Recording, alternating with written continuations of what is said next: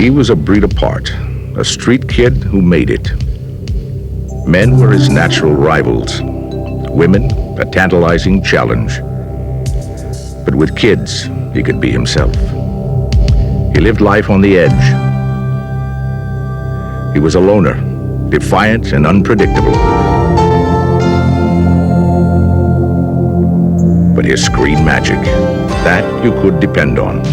And it made him one of the most popular stars of his day. His name was Steve McQueen.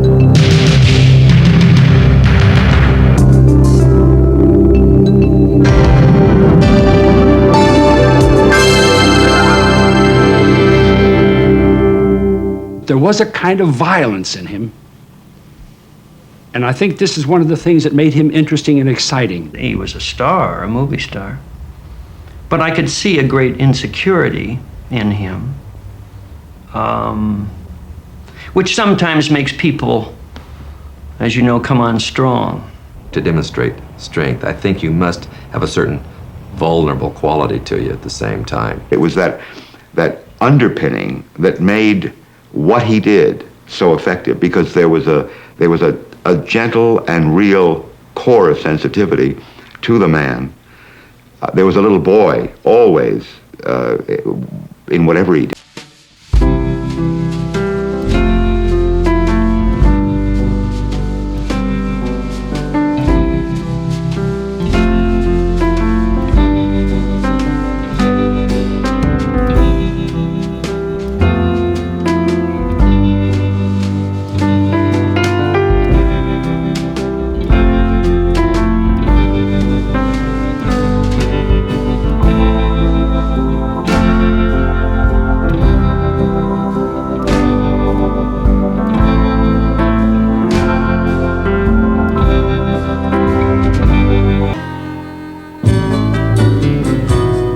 At 14, the unhappy Steve had become a tough street punk and was sent here, the Boys' Republic at Chino, a place for kids with problems. He ran away and was returned every time. When he finally grasped that at Chino they wanted to help, he stayed to finish the 9th grade. He was 16 when he hit the road. By the time Steve joined the Marines, he had spent a year wandering the country. He'd shipped out on a freighter, labored in a Texas oil field. At 17, he was his own man. He was busted from PFC to private for insubordination. He spent 42 days in the brig for going AWOL. He destroyed the engine of his tank trying to soup it up. Steve was having a ball. In 1950, at 20, Steve turned up in New York City. He rented a cold water flat in Greenwich Village. In this town, everyone had an angle, and it was only a matter of time until Steve found his. Someone suggested acting, and he liked the idea. Because he felt that was a good place to meet girls. But once he got into it like anything else. He had the need to be the best, and he worked very hard at being the best. He sent his glossy around, auditioned and studied, eventually at the Actors Studio with Lee Strasberg. He got parts in Summer Stock, and in 1956, he tried out for a feature, Somebody Up There Likes Me. He came in a sport jacket, kind of gangly and loose, and he had a little cap, a little bill around top of his head. I guess it was his cocky manner somehow. Not fresh, but just nice and cocky and a bit full of himself that caught my eye. And I cast him in this small part. It was part of some kids on a rooftop fight back in New York.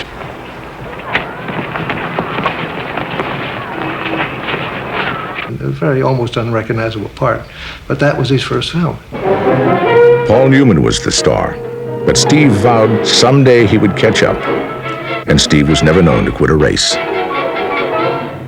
Steve was very good in the little part I had for him. It was really just a very tiny bit part, as we call it out here. And although he was very good and had a quality about him, I very honestly can't say that I saw that this was going to be a tremendous big talent. What do you say, Fidel? Rocky. Come on. Hey, when'd you get out, huh? I was doing a play in 1956, Hatful of Rain, on Broadway, and Steve was hired to understudy Ben Gazzara, I believe. And he was supposed to watch the show, and he would make funny faces. He would be cross-eyed, and he would break us up. I thought it was just sort of a lark, that he must have been a rich kid who was just fooling around. I was just coming out of dance class, and I had gone down the street, and this man, he was cute as could be, came right to me and stepped right in my path, and he said, "Hi, you're pretty." And I said, "Well, you're pretty too." It was 1956, and the girl who'd caught Steve's eye was Neile Adams. She'd already ignited Broadway and Kismet. Now she was appearing in The Pajama Game. We went out to the village, and we started talking and talking and talking, and out of this marathon conversation, we found out that we had so many similarities in our background. His mother was very young. My mother was very young. Steve's father abandoned them. I never knew my father. And we knew somehow from that moment on that we had only each other. 4 months after we met, then we got married. We would go to the theater, and then we would go eat. And we all had this thing, we never went to sleep. We were all in our 20s at that point, all of us being, Steve and Neile, and riding motorcycles around the village and breaking into show business. From the first meeting, I thought he was wrong for Neile. She was friendly, warm, wonderful, and very, very talented. But I felt that Steve was a spoiler, a very hardened, tough opportunist. He was competitive with every actor he worked with and competitive with Neile. And it was that kind of passionate desire to succeed, to get out of the situation he was in, that was a thread that ran through his life, because he realized that if he didn't take care of number one, nobody else would. After 3 months, Steve was fired from The Hatful of Rain, and Neile supported them both. I was so exhausted. I was really tired, and I really didn't want to cook, but I knew I had to. So I went to the market and got a TV dinner. In those days, TV dinner was really obnoxious. But anyway, I tried to disguise it. I made it real pretty on the plate. He sat down, he took one look at that plate, and he knew it was a TV dinner, so picked it up and threw it against the wall. I said, well, that's it. I'll never do that again. So anyway, eventually then, because he was driving me crazy with these little kinds of things, I then asked my manager. I had a meeting with Steve, and what then passed for a conversation, called Neile and said, look, he's rude, he's crude, and I'm just not interested. Not at all. I said, you have got to work with Steve. And Hilly said, there are too many blonde boys in Hollywood. I can't handle him. And then he said, besides, he married you for your money anyway. He said, let's get rid of him. I said, are you crazy? I said, you're talking about my husband. Then 2 weeks later, I saw him do about 1 minute on The Defenders, and he broke through the screen. I mean, those eyes just came right at you. I called her and said, I'm very wrong. I'd love to sign him. And I did. Joey, you do what they say. Now you hear? You hear me? You hear me? Okay.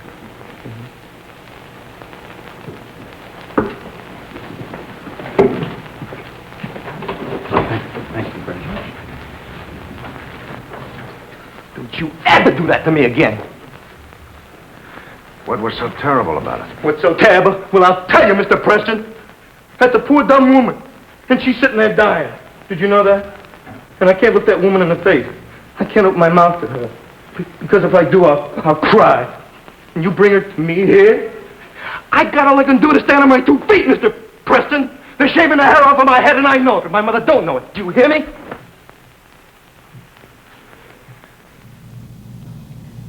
Instinctively, I knew that what was showing through was not the man that I knew.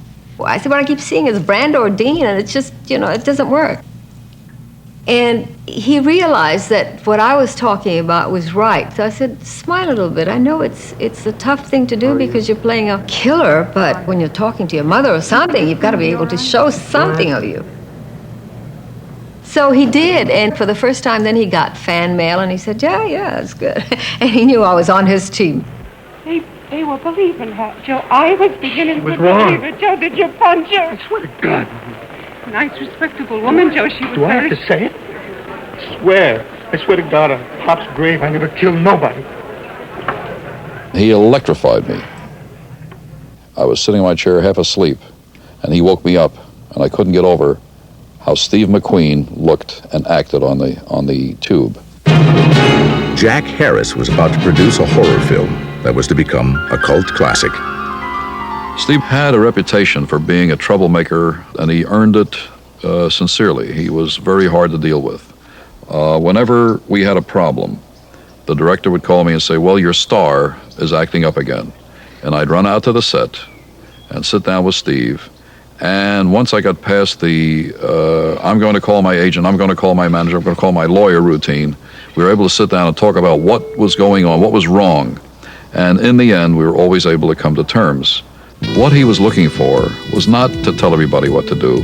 He wanted approval. He wanted somebody to be daddy that would say, you're a nice guy and I like you.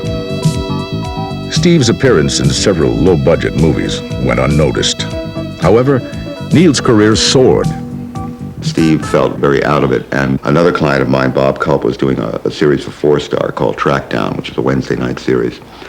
And they were going to do a new series, which was going to be a spin-off on that one called The Bounty Hunter. And I thought that it might be interesting for Steve because he was playing a heavy, and that was for the first time in television that a guy who was out killing people was the lead in the series.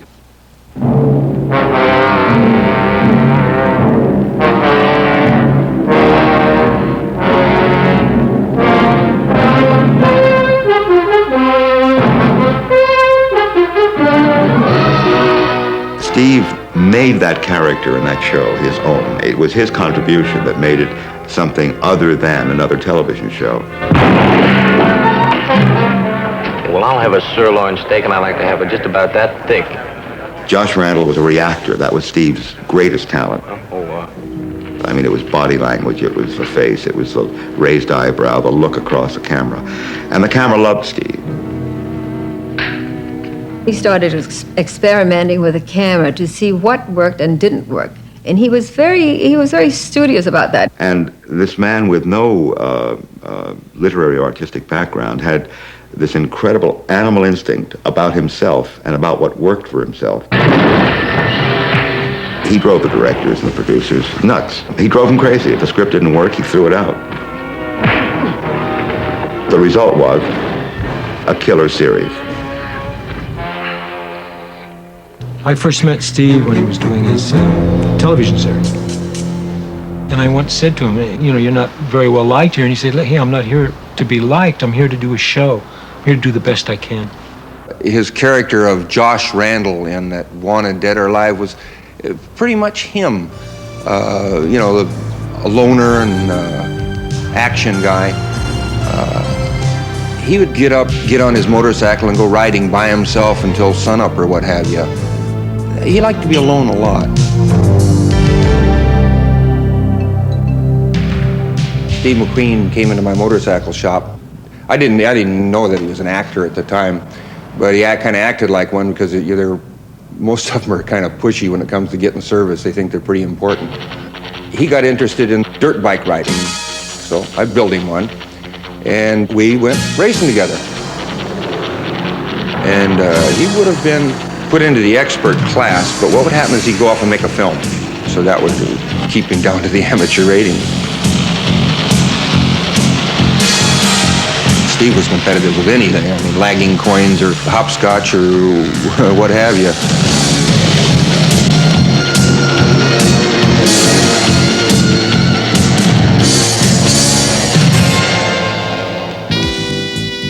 Wanted Dead or Alive lasted 3 years.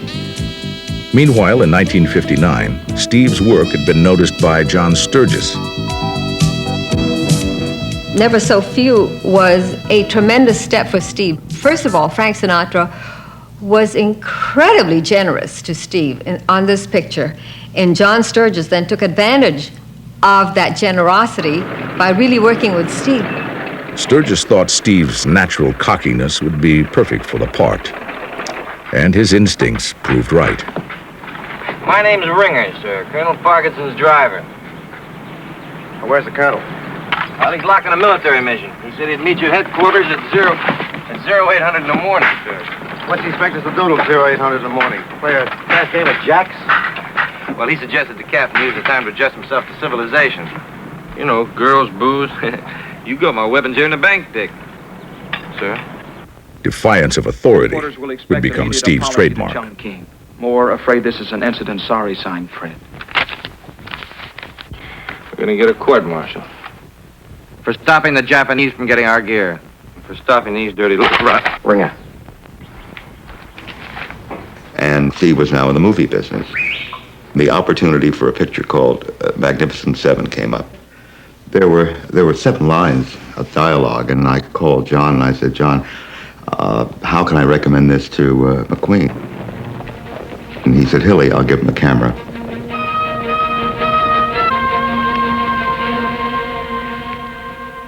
Now, there are not a lot of people who say that you as a manager or representative can rely on. John Sturgis, you can rely on. And I said, okay. We did the Magnificent Seven, the rest is history.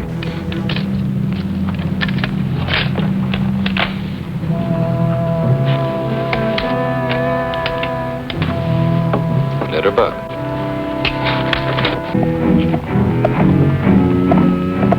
Second story window. Curtain moved. I'm not in a good position. Let him stick his neck out. The real star of that film supposedly was Yul Brynner, but Steve came off as the real star. Your gun has got you everything you have. Isn't that true? Yeah, sure, everything.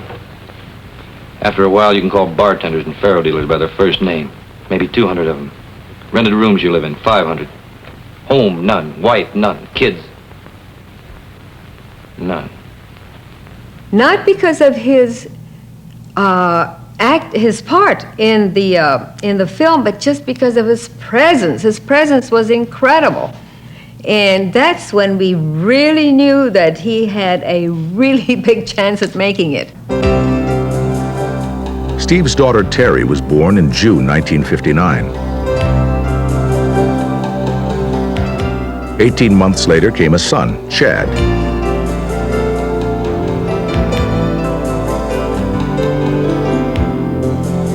Parenthood was a role Steve would never grow tired of. In 1962, Steve was still searching for the film that would make him a major star. John Sturgis brought him a script. I knew him about 2 years, I guess. And he says, Bud, you want to go to Germany and double me in a movie? He says, I got a really nifty scene written in there about this guy escaping from a prison camp and steals a motorcycle. And I said, sure, and I didn't believe him at all. You know, I thought, I've heard these stories before. So he calls me up one day and he says, Bud, you got a suit? And I says, yeah, why? He says, well, get it on. We're going to go down and meet the director. And I says, oh, okay. So I get all dressed up in a suit. He comes by and picks me up in his sports car, and he's wearing blue jeans and a T-shirt, say. So yeah, that's the kind of put-on he was, you know. So he makes me feel foolish going to meet the director's dressed the same way, you know, blue jeans and what have you. And so I met John Sturgis, and it was for real. Yeah, I was going to go to Germany. All American officers so ill-mannered, 10 days isolation Hills.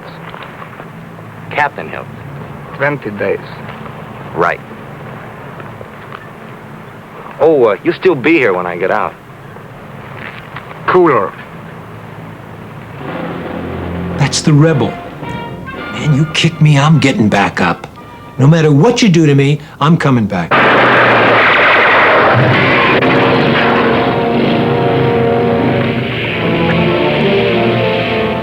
And he'll take his lumps, you can kick his ass, but he's coming back. Harder. And that's the joy of seeing his movies. Hey, help!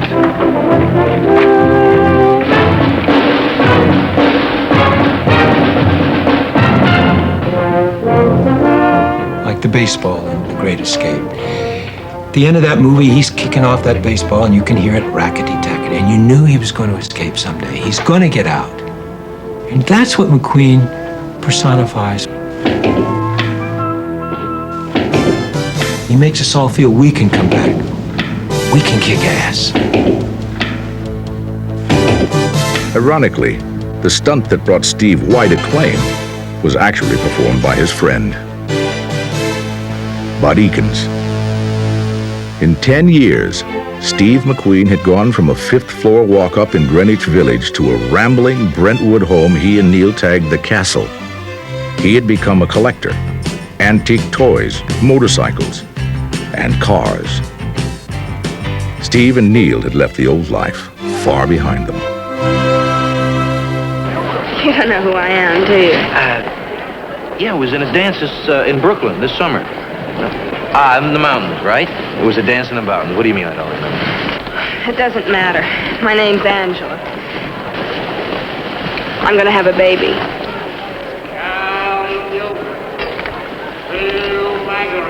Congratulations. Love with the Proper Stranger finally was really the first film, the first movie where you saw a three-dimensional Steve. It seems very funny putting you together with a family somehow. What did you think? I got hatched out of an egg?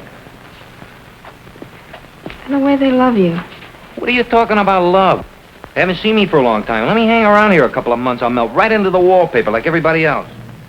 It showed all the aspects that made him really appeal to women so much, because it showed this macho man who dared to be vulnerable. That's what makes it rough. When they love you. Love with a Proper Stranger received 5 Academy Award nominations, including Natalie Wood's third. Though he was not nominated, Steve, at 33, was now an acknowledged superstar. The film had revealed a new and gentle McQueen, but the other, more aggressive image remained. The first experience I had with Steve acting was in Cincinnati Kid. The feeling was that the kind of killer instinct in Steve McQueen would take over and really make it miserable for this new director. And he said, you know, I'd like to see the dailies. I'm used to seeing the dailies. And I said, what do you want to see the dailies for? He said, well, you know, I just like to see. You know, I said, I don't know whether that's a good idea, Steve. You know, we've got a lot of important actors, and yourself and Eddie Robinson and Margaret. And I used a lot of words and tried to explain to him. And he says, you're twisting my melon, man. You're twisting my melon. You're getting me all mixed up. He used to say to me. He talked so hip, I never knew what he was saying half the time. Steve McQueen realized that he had a big challenge when he did Cincinnati Kid. And from my point of view, I have a feeling he felt that he got into the big leagues. He was a little nervous about Eddie Robinson. Eddie was a star. A sign of insecurity is when an actor looks away, you know, and Steve used to always look down at his feet. Then he'd look up at you like that. Then he'd look away again.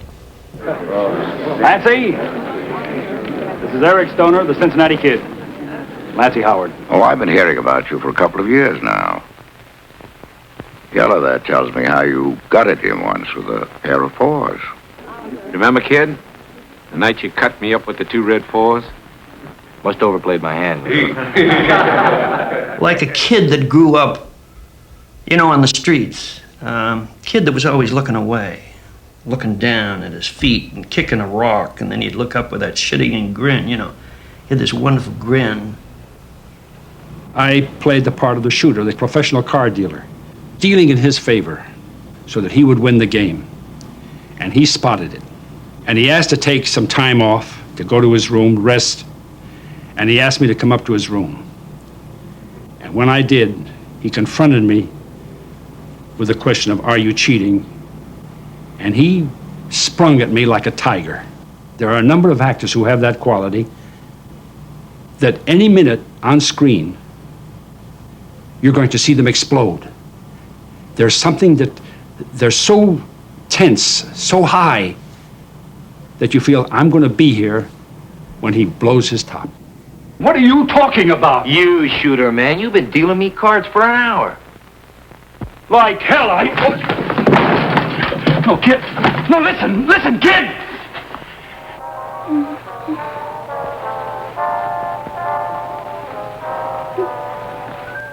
Oh, you bastard! He didn't get along with Anne Margaret that well. I hope you lose. Thanks, baby. As a matter of fact, women, outside of Neile, I don't know whether he treated women that well. Basically, women were broads, and they were also challenges, and they were notches on the belt. And like anything else, he had to prove his masculinity, and the fact that whatever he wanted, he could get. And women, I think he was afraid to trust them. We suddenly got a call that Steve's mother had had a stroke. We were on our way to New Orleans, as a matter of fact, and for the premiere of Cincinnati Kid, and we had to cancel out. We rushed to San Francisco, and we went to the hospital, and Julian hadn't regained consciousness, and so we stood vigil. Steve kept hoping that she'd recover because there was so much now that he wanted to say to her, now that she was dying and slipping away. But unfortunately, she never recovered, and it really hit him hard at that point. And he sat down and just sobbed. I felt he had been hurt badly when he was a child. He had a difficulty in relationships. And yet he had such believability. When I looked through that camera, I would believe him.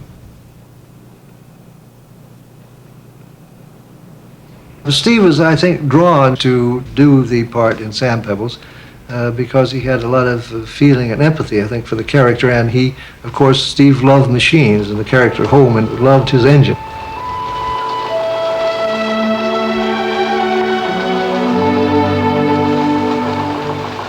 Hello, engine. I'm Jake Holman. The thing with him was that you never quite knew what the mood was going to be. I was trying to line up a dollar shot, but it was a very difficult thing to get. I had felt a tap on my shoulder, and it was Steve. He said, "Now, Bob, about this wardrobe," and I blew up. I said, "Steve, for heaven's sakes," I used a little stronger language, frankly, "please don't bring that up now. I'm in the midst of something difficult here. Let's talk about it tonight. That's it." Well, he was really hurt, and he didn't speak to me for 3 days. Here I was directing the star of the film, and he took directions, and he was in the scenes, and he would listen to me, but he did not speak one word to me for 3 days. But I'd never worked with an actor I felt knew better what worked for him on the screen.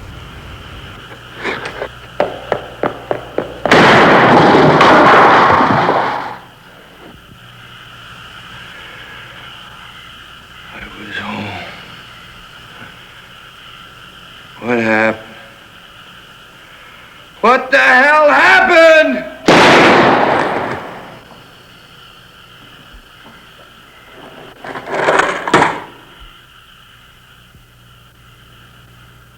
I was talking to Steve about we were talking about his acting, and he says, "Bud," he says, "for me, to do some of these scenes," he says, "like reaching down on my own stomach and pulling ground glass out." For his performance, Steve won an Academy Award nomination and the greatest critical acclaim of his career. He received the Photoplay Gold Medal Award. And in Japan, he was named the most popular foreign star for the second consecutive year. One morning, we were having breakfast, and I said, "Gee, honey, that's too bad, that Norman doesn't want you for the Crown Caper, because I think you could do it." And he was eating his French toast, and he sort of stopped. He said, "What are you talking about?" I said, "Well, Norman wants either Sean Connery or Rock Hudson for this part." I said, "It's unfortunate, because you could be, I think, really terrific in it." He said, "You got to be kidding me. What do you mean he doesn't want me?" I said, "He doesn't. He don't want you. He's given the script to everybody in Hollywood but you." I said, "You're not right for it, Steve. My God, this man wears a shirt and tie. He's a Phi Beta Kappa, graduate of Dartmouth." He says, "That's why I want to do it." And I think he wanted to grow up. He wanted to play a part that he had never played before. And maybe, in a secret desire deep within him, he wanted to be Thomas Crown. You know, who was so bright and erudite and cultured and sophisticated and chic and smart and a Bostonian from an old family. All of the things that Steve wasn't. He was so competitive that he got out on a polo field and played until his hands bled. The blood was literally running off his hands because he had to prove to those guys out there, those other professional polo players, that he could play. Do you play? Try me. Faye Dunaway gave him a tough time because I don't think she fell for his charm. You know, I think he always tried to seduce women with this kind of charming, not caring, macho relationship. But she kind of held him off, I think. Maybe that's why they're so good together in that film. It's a love story between two shits, you know.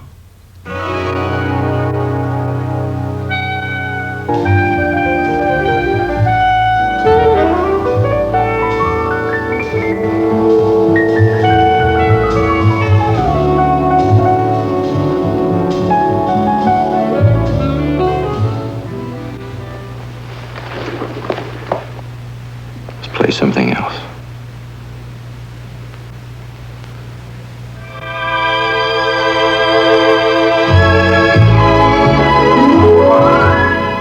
And it was this very important scene, and we wanted it to be in silhouette, and I explained that to him, and we waited for the sun. And just at the right time, I said, "Okay, we're ready, let's get the actors, fine." And they said, "Steve's not here." And I said, "Where is he?" "Well, he's on his dune buggy, and he's doing wheelies up the beach in the surf." When he arrived, he says, "Okay, gee, I'm sorry, I didn't know that you were ready to go. Are we ready?" And I said, "No, we missed it, Steve, so we're not going to shoot it." He was very competitive, very tough, but there was something about him I liked. He was like a kid brother. He was like the brother who never went to school, like the brother who had been hurt.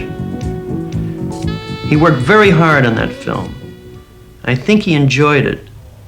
But I think he was enormously insecure about doing it, in spite of the fact that he had talked me into playing the part. But maybe that was it. Maybe that's why he did it, because I turned him down. With 5 solid hits behind him, Steve made an important decision to use his own production company, Solar, as the basis for an empire. The kid from Chino was calling his own shots. Robert Grelier was Solar's executive producer. He knew that if he was going to have control over his own destiny, the films that he made, how they were going to be made, that was the time for him to do it. Bullitt was the first of Solar's 6-picture deal with Warner Brothers. The idea of playing an unconventional detective appealed to Steve. So did something else.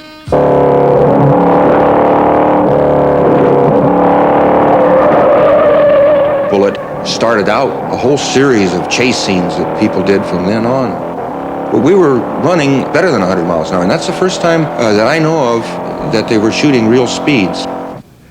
They gave him a 10 o'clock call that morning instead of a 7, and when he got there, they had my hair sprayed down blonde, and I was in the car, and I was jumping this car down this hill.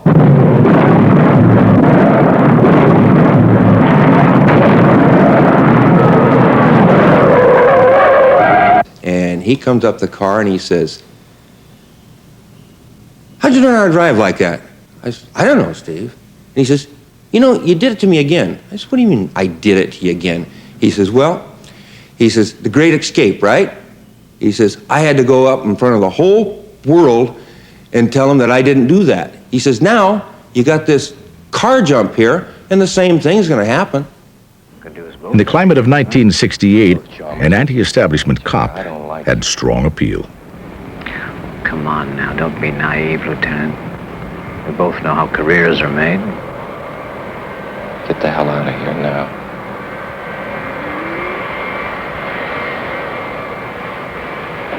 Cost overruns and Steve's refusal to accept studio controls resulted in cancellation of the six-picture contract. But Bullitt became one of Steve McQueen's greatest hits. He was voted world film favorite by the Hollywood Foreign Press Association. The man's name is Frank Bullitt. The last thing in the world you'd ever take Frank Bullitt for was a cop.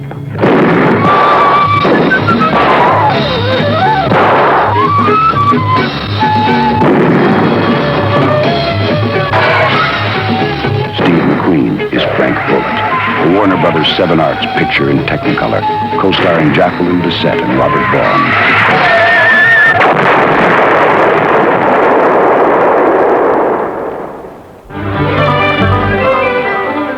In 1969, Steve took a gamble and played a character that was entirely new to him in The Reavers.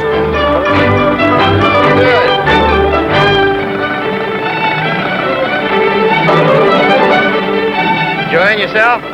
Yeah. How long you estimate they'll be gone? Father said 4 days. 4 days? That ought to be long enough. For what? For 2 men and an automobile to go to Memphis, Tennessee? The one thing that was extraordinary and the attitude that never changed was towards our children. He really was wonderful with them, and he was wonderful with children in general because he saw the world through the eyes of a child. So consequently, it was always playtime when they were together. It was very important to him that my brother and I had a real sense of home. You know, we were able to go to him and talk to him, not just as a father, but as a friend.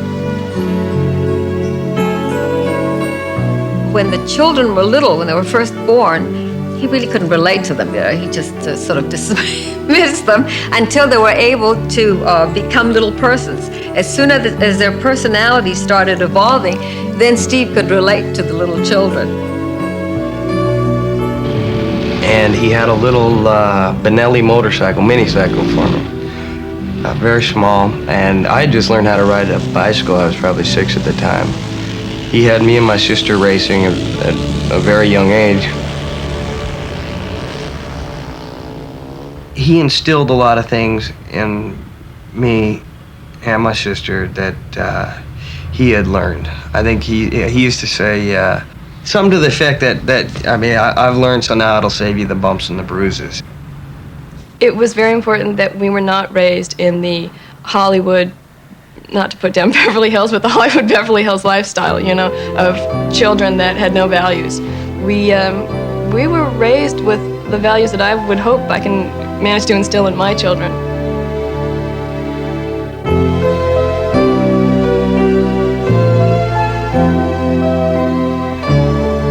He'd love those kids, and no matter how bad our relationship got towards the end, that was always constant. You ever heard real streetcar bells? Seen the inside of a penny arcade? Or looked inside of a tattoo parlor? You know, we could stay up all night if you wanted to. Come in at dawn. Boss said we should take the automobile home and lock it up. You know, I put a lot of store into what Boss says. You know I do. But if you ever want to reach your manhood, sometimes you gotta say goodbye to the things you know. And hello to the things you don't. Watch it. As far as his cars and motorcycles, people used to ask me, well, how can you stand it? I said, how can I not stand it? I mean, this is the man I love, and he likes cars and machinery. He raced because it was him, the car, against somebody else and the car. He wanted to see what kind of human being he was, what kind of person he was, what kind of man he was. It's on the edge. He was on the edge. How far could you go?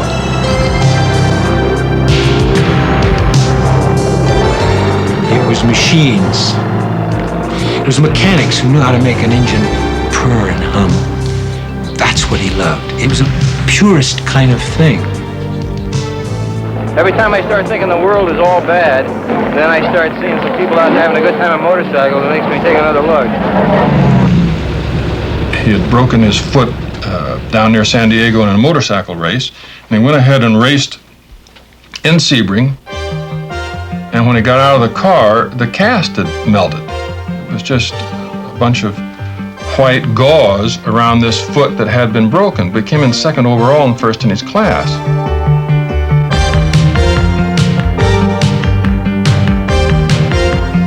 Had always been in Steve's mind that if you're going to make a racing picture, you made it about one race, and that would be Le Mans. And I said that will destroy us all and half the industry. It was supposed to be a joke. For 5 years, he'd been planning a racing picture with John Sturges. In 1970, it seemed the dream would come true. Steve wanted to bring to the screen the excitement, the passion, the high that racing gave him.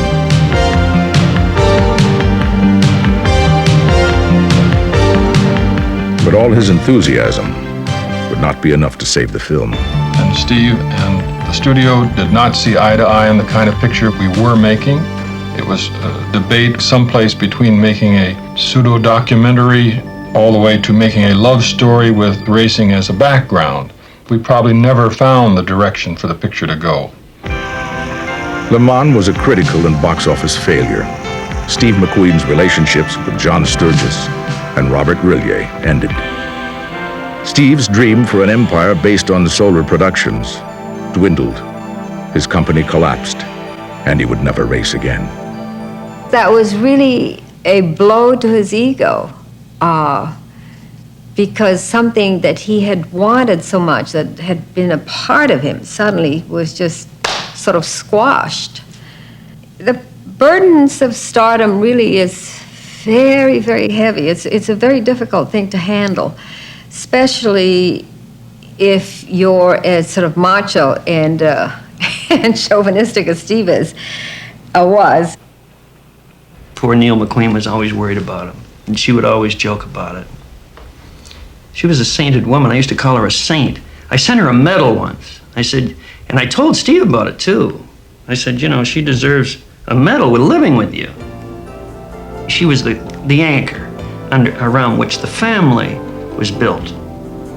Because he'd take off, you know, he'd go his own way, but she was always there. She was the solid person in his life. Anyway, what happened is that about the mid-60s, I guess 67, 68, is when the Flower Children came to be. The drug culture was upon us, the sexual revolution was upon us. Now his midlife crisis was upon us, too. Had Steve not been the age he was, he would have been one of the Flower Children.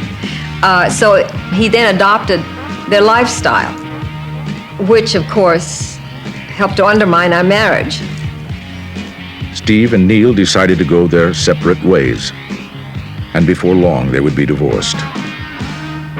On the starting line, he's not an actor out for a ride. He's 100% motorcycle racer. The unexpected success of this feature documentary Steve had helped produce offered some consolation for the failure of Le Mans. There's no one with a more competitive instinct. When he gets on his race face, the world could be falling down around him, but all he sees is the track.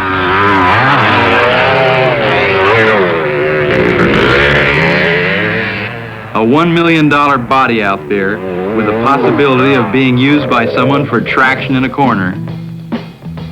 If the movie studio moguls realized what he was doing on a Sunday afternoon, they'd have a coronary.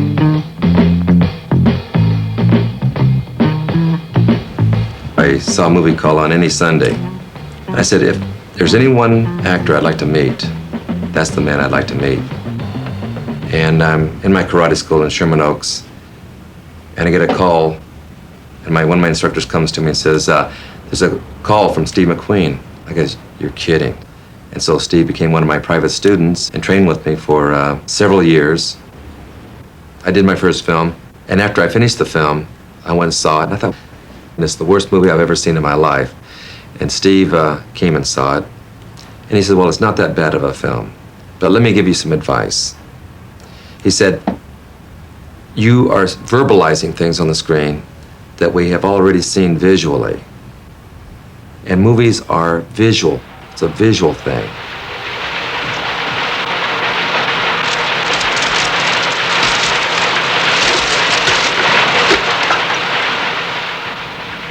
This is another thing. Let your character actors fill in the plot of the movie. And when there's something pertinent, very important to say, then you say it. He said, then the people will remember what you say. He said, that's what you've got to have in your movies. Memorable lines. Get to Bamian. Tell him I'm for sale. His price. Do it now. Halt right there. Get those guns out on the street. Kick them over. Now lay down that gutter. In the gutter. The getaway was an explosion of rage that struck in every direction.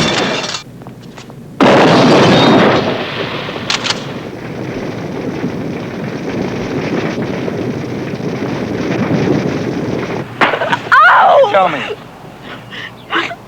What the hell do you want anyway? It returned Steve to box office power, and soon he married his co-star, Ally McGraw. For his role in the 1973 film Papillon, Steve was able to command the record-breaking fee of $2 million. Dustin Hoffman received $1.25 million. Steve was back on top. What do we got here, Cappy? Fire started, 81st floor, storage room. The following year, Steve achieved a long-held ambition. Can't tell how far it spread. What about your exhaust system? Well, it should have reversed automatically. It must have been a motor burnout or something. Sprinklers, they're not working on 81. Why not? I don't know. He had this competitiveness with Paul Newman because Paul had become a star in Somebody Up There Likes Me, and Steve had a very minor part. It took a long time to get to catch up with Paul. It took 18 years till The Towering Inferno when he finally had his name first. Paul's was a little higher, but it didn't matter. He was first. You know, one of these days, you're going to kill 10,000 in one of these fire traps. And I'm going to keep eating smoke and bringing out bodies until somebody asks us how to build them. Okay. I'm asking. You know where to reach me. So long, architect. And after he did it, it seemed like he became so exhausted trying to catch up with Paul Newman that he dropped out. I think he just got so tired of the way everybody would try, you know, everybody's hustling, you know, everybody wants something, everybody wants, you know, this, wants that, wants a piece of them.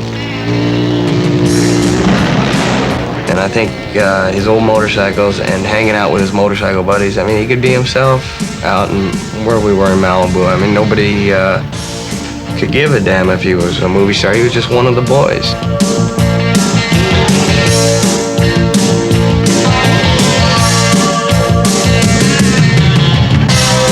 I think when you get to some sort of stardom like that, you say, well, is this all there is to it? I mean, I thought there was more out of life, and I think he was searching for that. He started to go to the Boys Republic every Easter, Christmas, and Thanksgiving and take them turkeys and presents and Easter baskets. The director, Max Scott, says that he used to just walk in and go talk to all the boys just like he belonged there. And he would sit on the floor in the cottage where he had lived. The temperature on one afternoon was in August, and it was well over 115 degrees, and he and Ollie McGraw sat on the floor talking with the students for the entire afternoon. And it got to a point where he decided he just wanted to be totally anonymous. So he started growing his hair long, and he started drinking a lot of beer and put on a lot of weight.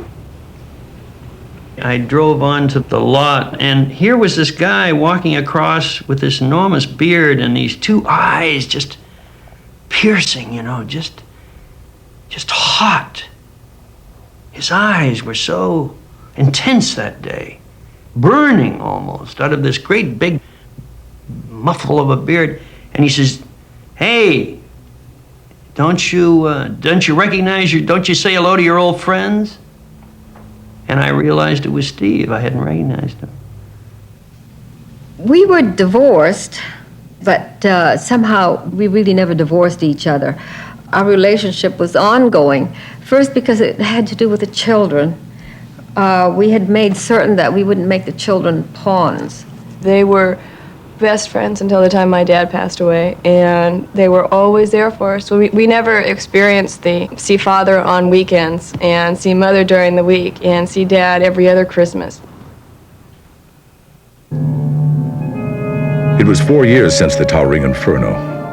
Steve chose to appear in a film that dumbfounded the industry. An enemy of the people. Doctor, you can have everything you want. The water's poisoned. The people are poisoned. The children are poisoned. The water's poisoned. And that's the end of it. I can't think of any other reason that drove Steve to want to do Enemy of the People except to prove, maybe to himself to start with, and maybe to the public too, or to Hollywood, that he was more than just the physical type. I'm against the age-old lie that the majority is always right. Listen to me, the majority is always wrong. Have you lost your mind?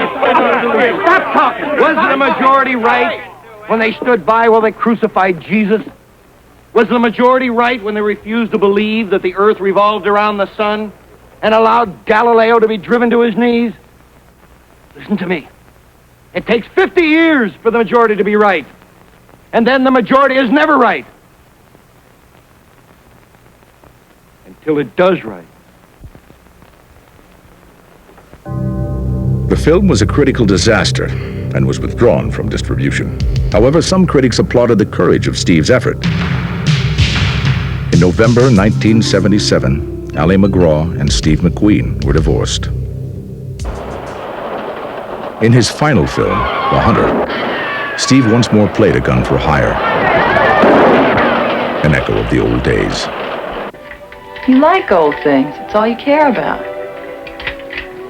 You don't like anything that's new, Ralph. New things are no good. Give them a chance to prove themselves. I love you.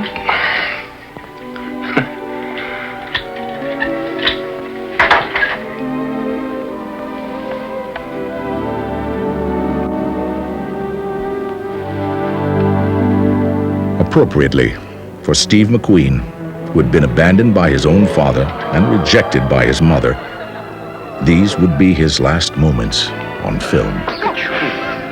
God bless you.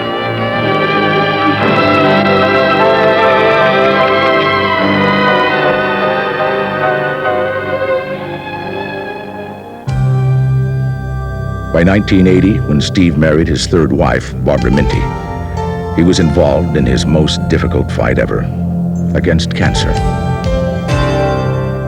I had nearly forgot about him. Phone rings one day and he says, "Hi, bud, this is Steve." I said, "Steve who?" I didn't know who it was. He said, "McQueen." I said, "Oh, how are you doing?" He said, "Hey, could we have lunch?" I says, "Sure." He called me one day and asked me if I would join him for lunch at Ma Maison. That immediately set my alarms up. I mean, Steve, Steve is not, a Ma Maison guy. And then we walked around Beverly Hills for about 3 hours. And we talked about really the people that he had worked with and been around since he had been in the picture business. He got very, very close with people, and like he was trying to make amends for his past life and trying to make up for everything to clear his way, to God. At age 50, Steve McQueen, the unloved kid out of nowhere who became the highest paid and one of the most popular stars of his time, lost his final battle. It was November 7th, 1980. I think that Steve was one of the best film actors I have ever seen. He was alternatively a caring and brutal human being. He was determined to achieve what he saw as the right way to approach a situation, be it an acting part, a mate, a friend, or a car race. I liked him. I hated him. But I had the greatest respect for his inherent integrity. It's kind of sad because I think he always was striving for something that maybe he felt he never got. But he was a movie star, and he was a great star. And people responded to him. They wanted him to win when he was up there on the screen.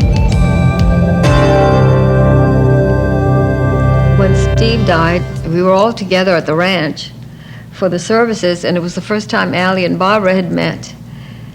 And finally, when it was time to say goodbye, I just looked around it and I said, you know, the sad part about that is that Steve always used to say life is a scam. Yet, as we left the ranch, all I could think of were the happy memories, really. The bad times were canceled out by the good times. And I could still see him with his wonderful teeth and those happy blue eyes. Not as he was later on. I just suddenly reverted to the Steve that I knew. And it was incredible. I mean, he'll always be there.